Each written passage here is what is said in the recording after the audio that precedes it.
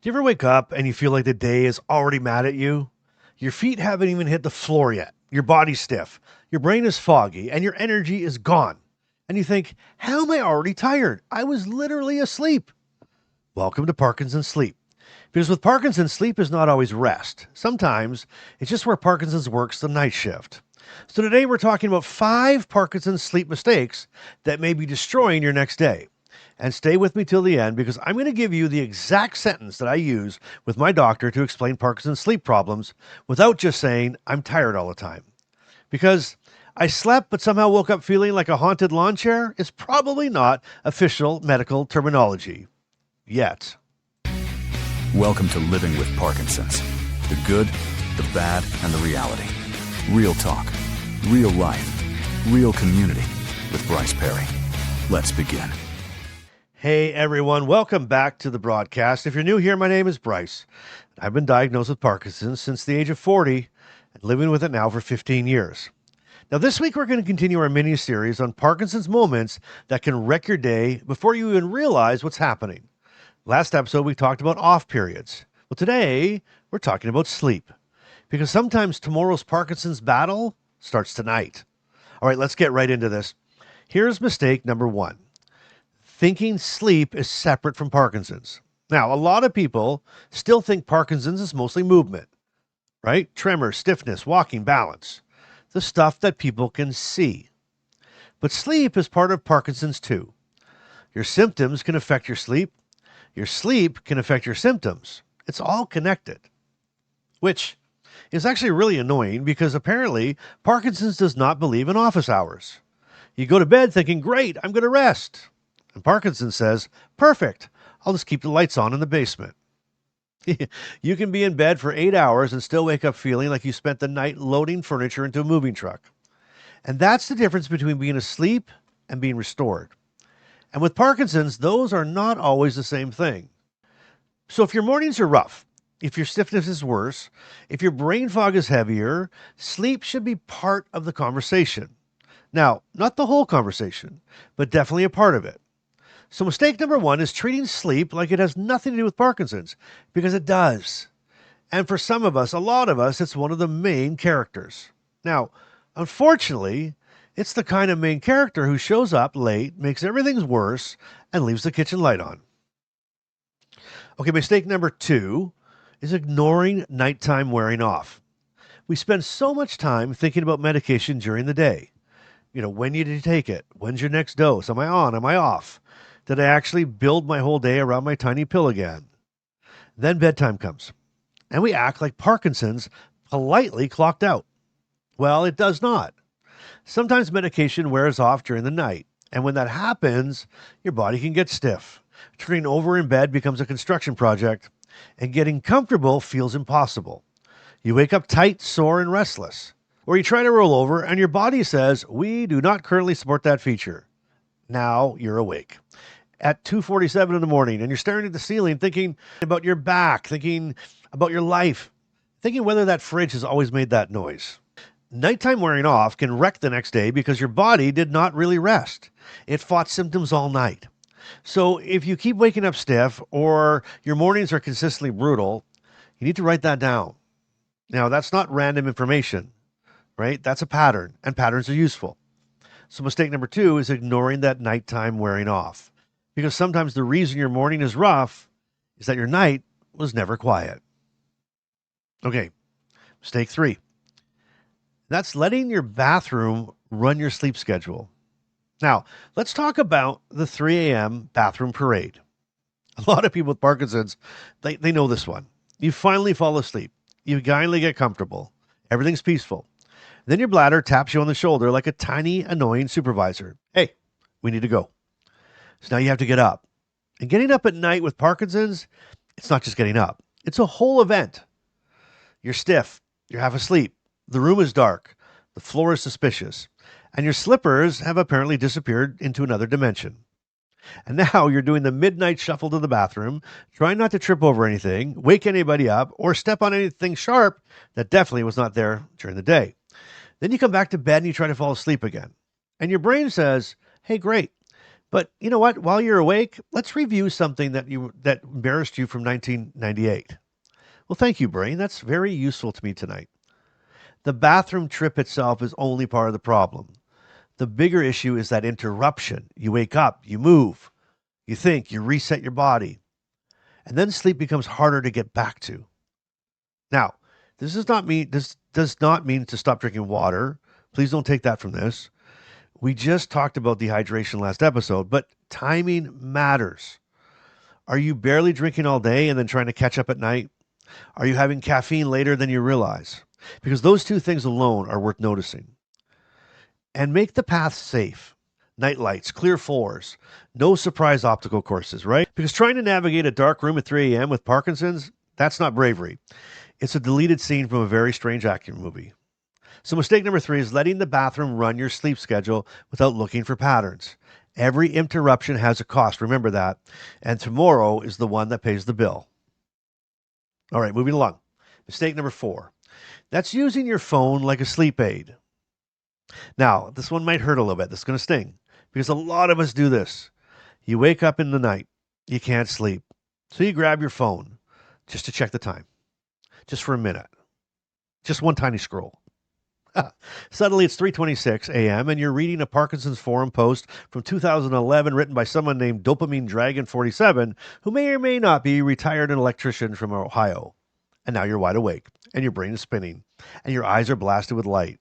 And somehow you've watched 3 videos, checked the weather, read about medication side effects, and learned that a raccoon can open a cooler.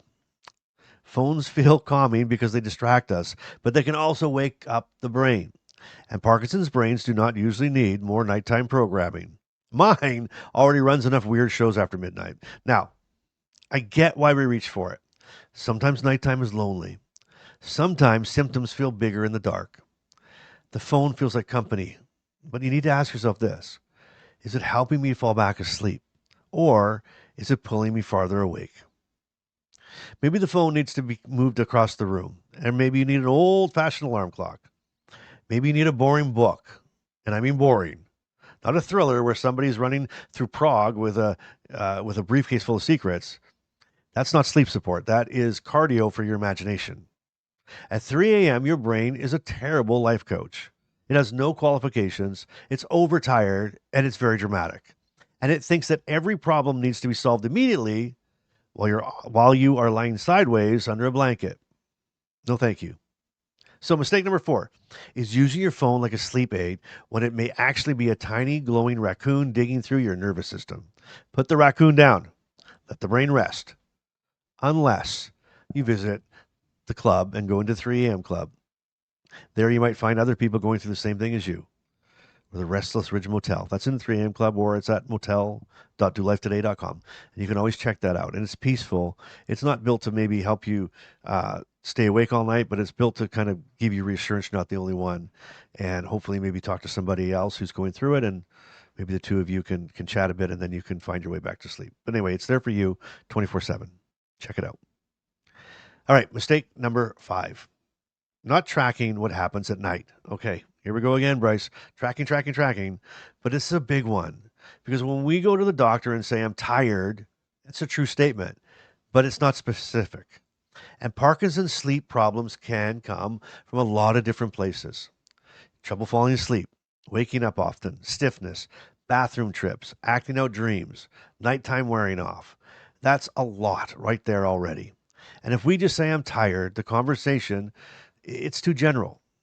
But if you can say something like, I wake up around 3 a.m. most nights because I feel stiff and I have trouble turning over, now that's a different conversation. If we can say I'm getting up to pee 3 or 4 times a night, that's a different conversation. And if we can say my partner says I move or talk in my sleep, again, a different conversation. You see, tracking gives sleep problems a shape. And once it has a shape, your healthcare team has something to work with. Now, this doesn't have to be complicated. There's some easy sleep trackers in the club. You don't need a spreadsheet with 17 tabs and a pie chart, right? Unless you want that, then honestly, you got to invite me over because I want to see it. But for most of us, simple is better. Just keep track of what time did you go to bed, how many times you woke up, why maybe you woke up if you know, did you fall back asleep, how did you feel in the morning? That's enough to start. And if you live with a care partner, ask what they notice because you may not know what you're doing in your sleep because you're asleep. That's sort of the whole concept, isn't it? And if you live alone, write it down in the morning before the day swallows it up and you forget it. Because by lunch, your brain may say, sleep, I've never heard of it. We've moved on to lunch, emails, and why did I walk into this room? So mistake number 5 is not tracking what happens at night because I'm tired is real. And this brings me to something Carmen pointed out when we were talking about this episode. Here's what she said. From a care partner side, sleep problems do not just affect the person with Parkinson's. They affect the whole house. Sometimes I can tell when Bryce has had a bad night before he says anything. He's usually quieter, slower, more tired, less patience. And it's not because he's being difficult, it's because his body did not get the rest it needed. Care partners need to remember that a rough morning may have started hours earlier. Maybe they were awake at night or all night. Maybe they were stiff. Maybe they were uncomfortable. Maybe they were fighting symptoms while everyone else was sleeping. The helpful thing is not to say, you slept all night, why are you tired? The helpful thing to ask is, was it restful, your sleep? Because those two are different things. And if sleep keeps becoming a problem, it may help to write down what you're noticing too. Sometimes the person with Parkinson's is way too tired to explain it clearly. A care partner can bring those patterns into the light, not to criticize or not to monitor, but to support them. Wow, thanks, Carmen. I love that because that line is the whole episode. You slept and you rested are not always the same thing. And that's hard for people to understand, especially if they saw you in bed for 8 hours. They think the math is simple. 8 hours in bed equals 8 hours of rest. But Parkinson's math is not normal math. Parkinson's math is more like 8 hours in bed minus 3 bathroom trips minus stiffness minus weird dreams minus 1 hour staring at the ceiling divided by medication wearing off equals waking up feeling like a potato with responsibilities. So yes, noticing the difference between sleep and rest is huge. And if you are the person with Parkinson's, it's okay to explain that. You're not making excuses. You're describing reality. Now, Carmen talked about bringing those patterns into light. So let's make sure your doctor can see them too. Because if you walk into the appointment and say, I'm tired all the time, that may be true, but it may not give your doctor enough to work with. So here's the sentence that I promised you at the start. If I was trying to explain Parkinson's sleep problems clearly to my doctor today, I would say this. I'm noticing a pattern where I usually wake up around, and usually because of, and the next morning I feel, that's it. Let me say it again. I'm noticing a pattern where I usually wake up around, insert the time, usually because of, insert the problem, and the next morning I feel, insert how you felt. Now that sentence gives your doctor three things. It gives them timing, it gives them cause, and it gives them impact. So instead of saying, I'm tired, you can say, I woke up around 3 a.m. most nights because I feel stiff and I have trouble turning over. And the next morning I feel foggy and slow until probably around noon. And that is a completely different conversation. See, this is not about changing things on your own. This is about giving your healthcare team better information. Because the better information, the better the conversation.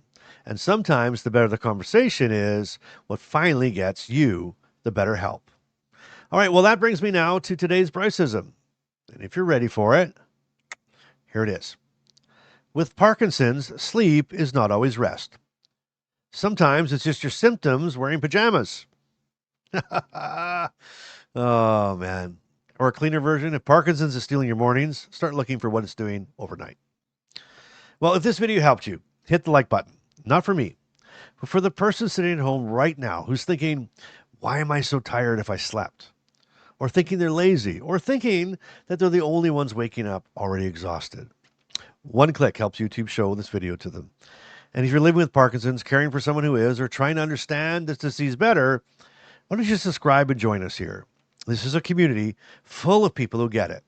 People who are waking up tired and still showing up anyway. And in the comments, here's what I want from you today. What is the biggest sleep issue you deal with? Waking up stiff, bathroom trips, weird dreams, trouble falling asleep, or trouble staying asleep, or just waking up feeling like your body forgot to charge overnight. Drop that in the comments because your comment may help somebody else realize that they're not alone. Thank you so much for watching and thank you for being a part of this community. And as always, until next time, I want you to keep showing up. I want you to keep being real. I want you to keep doing life today. I love you so much, and I'll see you on the next episode.